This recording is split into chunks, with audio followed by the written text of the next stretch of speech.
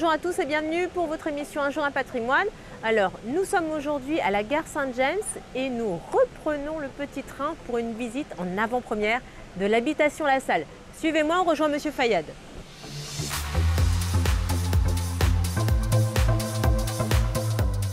Alors, Monsieur Fayad, d'où l'habitation tire-t-elle son nom? En fait, c'est un Français qui s'appelle Delagaric de Survilliers et qui est arrivé à Sainte-Marie, enfin en Martinique dans un premier temps. Et puis à Sainte-Marie, il s'y est installé et puis quelques années plus tard, il s'est marié avec une demoiselle Luce de La Salle. Et puis au fur et à mesure, les générations se sont succédées et c'est un certain Jacques-Guillaume de La Salle, oui, qui en 1786, donc un peu avant la Révolution française, a pris possession des lieux. Et depuis, cette habitation s'appelle effectivement l'habitation La Salle.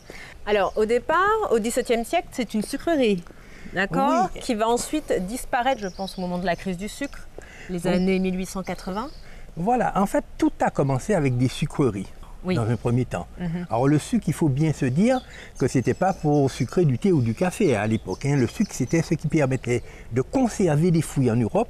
Et qui dit conserver des fruits, dit commercialisation. Sous forme de gelée, de marmelade, de confiture, etc. Et puis petit à petit, quelques flibustiers, des boucaniers, des pirates, des corsaires se sont dit, mais une fois qu'on a fini de faire du sucre, il reste encore un résidu qui s'appelle de la mélasse. Oui. On ne peut plus distiller cette mélasse-là, mais on peut quand même la fermenter. Et c'est à ce moment-là qu'ils ont créé justement cette espèce de guildive, de tafia, de rhum distillé par alambic charentais à partir de la mélasse, et qui fait que, en fait, une distillerie à cette époque-là, c'est toujours une annexe de sucrerie. Ce site a été abandonné et il y a eu un gros travail de restauration ici. Alors comment les spécialistes s'y sont-ils pris? De quoi sont-ils partis pour arriver à ce résultat-là? C'est vrai qu'il n'y a pas de spécialistes dans cette histoire-là, il n'y a que des passionnés. Il n'y a que des passionnés. Et comme on est parti de là, c'est tout simplement à partir des vestiges. Oui. Voilà les premiers éléments qu'on a vus, c'est-à-dire l'appentis des foyers, c'est-à-dire là où on chauffait le jus de canne. Oui. Donc en creusant, on a découvert justement ces chaudières-là, et on est remonté comme ça, à reculons. Qui dit chaudière dit arrivée du jus de canne, qui dit jus de canne dit pression, presse de la canne. Et c'est vrai qu'aujourd'hui, on est vraiment très fiers d'avoir pu restituer comme ça au public martiniquais et à la population martiniquaise, disons, un patrimoine de ce niveau-là. Donc là, on va voir le pressage de la canne, parce qu'effectivement, qui dit sucrerie dit canne à sucre, qui dit canne à sucre dit transport, dit broyage, et qui dit broyage dit moulin. Alors bien sûr, on a commencé avec des moulins à bœufs dans un premier temps, ensuite il y a eu des moulins à vent, ensuite il y a eu des moulins à eau, quand justement il n'y avait pas suffisamment de vent, c'est le cas ici d'ailleurs à l'habitation La Salle, et c'est vrai que ces moulins-là vont tourner avec la pression de l'eau qui va actionner les moulins. Justement, on va pouvoir mettre simplement la canne à l'intérieur justement de ces rôles-là. Alors des rôles qui étaient en bois au départ et puis qui sont devenus en fonte par la suite. Ensuite, une fois que la canne a été pressée, une, deux fois, le jus tombe directement dans le canal que vous voyez là. Et puis finalement, il va descendre au fur et à mesure tout le long du canal pour aller rejoindre pratiquement le foyer des chaudières. Alors les chaudières sont au nombre de 5, commence par la grande. Donc la grande, c'est celui qui prend le jus et puis qui commence à la chauffer tout doucement. On va au fur et à mesure la nettoyer, enlever toutes les impuretés du jus de canne et on va arriver, comme par hasard, à la propre. C'est-à-dire là où le vesou sera déjà un peu plus propre. Mais la température va continuer à augmenter. On va continuer, si vous voulez, à enlever tous les résidus petit à petit. La troisième chaudière s'appelle le flambeau. C'est-à-dire là, on va vraiment augmenter la puissance du feu. Donc petit à petit, l'eau va s'évaporer en grande quantité. Elle avait déjà commencé, mais elle s'évapore de plus en plus. Et ça va donner ce qu'on appelle la chaudière qu'on appelle le sirop, c'est-à-dire on va commencer à avoir du sirop de canne à sucre, sirop de vesou, petit à petit. Alors, vous avez vu, chaque fois les chaudières vont en ordre décroissant. Et après le sirop, quand il aura bien chauffé, on va arriver, disons, au summum même de la concentration, c'est-à-dire la batterie. Alors tout le monde a entendu parler du sirop de batterie, mais ça vient du nom justement de la plus petite chaudière qui justement concentrait le jus de canne au maximum et en faisait véritablement un sirop de batterie.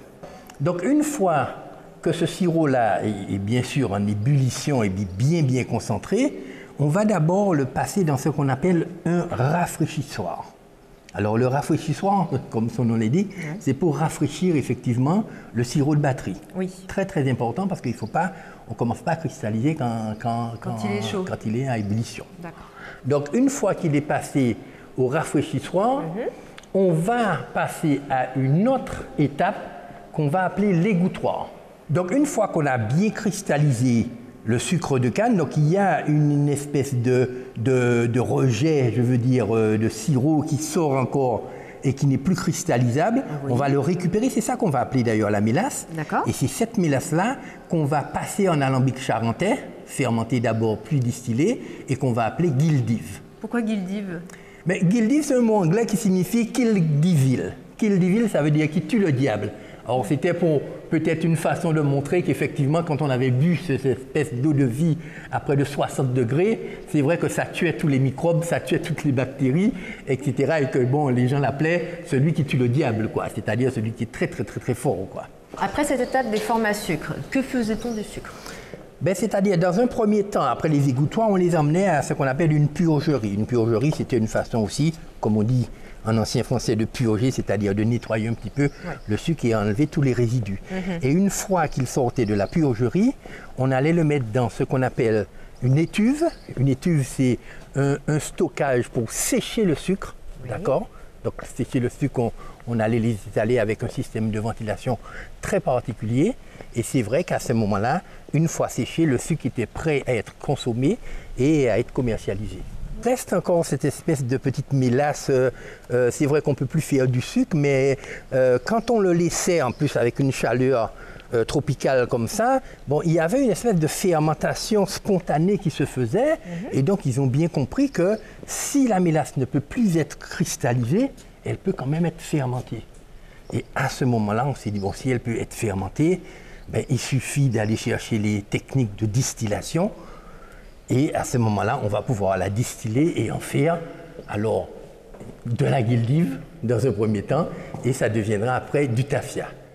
Puis après la guildiverie, donc le rhum blanc, il y a le vieillissement qui est arrivé. Et puis il faut dire que le vieillissement a commencé très tard. Le vieillissement a commencé du rhum, a commencé au tout début du XXe siècle, c'est-à-dire dans les années 1900, entre les deux guerres qu'on a commencé pratiquement. Oui. Donc parce qu'avant, le rhum, c'était un alcool alors, ce style de rhum-là, surtout du rhum industriel, ça servait à désinfecter, ça servait au moral des troupes pendant les guerres. Et il est devenu produit de qualité quand la Martinique, justement dans les années 1870, l'a fait devenir un rhum agricole, rhum habitant, qui est aujourd'hui une appellation d'origine contrôlée.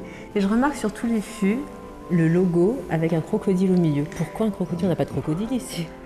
Exactement, c'est une très bonne question parce que nous-mêmes, on s'est posé la question pendant très longtemps. Oui. On peut supposer que Paulin Lambert, donc un négociant marseillais à la fin du 19e siècle, si vous voulez, qui a un petit peu rendu le rhum Saint-James à l'international, je veux dire, bon, avait des origines de la région de Nîmes, et c'est vrai qu'il a pris les armoiries de Nîmes et il en a fait le symbole même du rhum Saint-James. Et c'est resté. Et c'est resté jusqu'à présent. Et voilà, Monsieur Fayad, c'est sur ces mots que l'on va conclure. Oui, que l'on va conclure le complexe touristique et patrimonial que nous avons mis en place, qui commence par l'usine de Sainte-Marie, le musée du rhum, la maison de la distillation, le train des plantations, et qui nous amène aujourd'hui à l'habitation La Salle, qui est une sucrerie du XVIIe siècle que nous avons complètement restaurée et que nous offrons d'ailleurs aux touristes et aussi à la population martiniquaise. Si comme moi vous voulez découvrir l'habitation La Salle, eh bien j'ai une bonne nouvelle pour vous. L'habitation sera accessible au public à compter du lundi 16 mars. Voilà, vous voyez ce qu'il vous reste à faire. Allez, on se retrouve la semaine prochaine pour un nouveau numéro d'Un jour un patrimoine.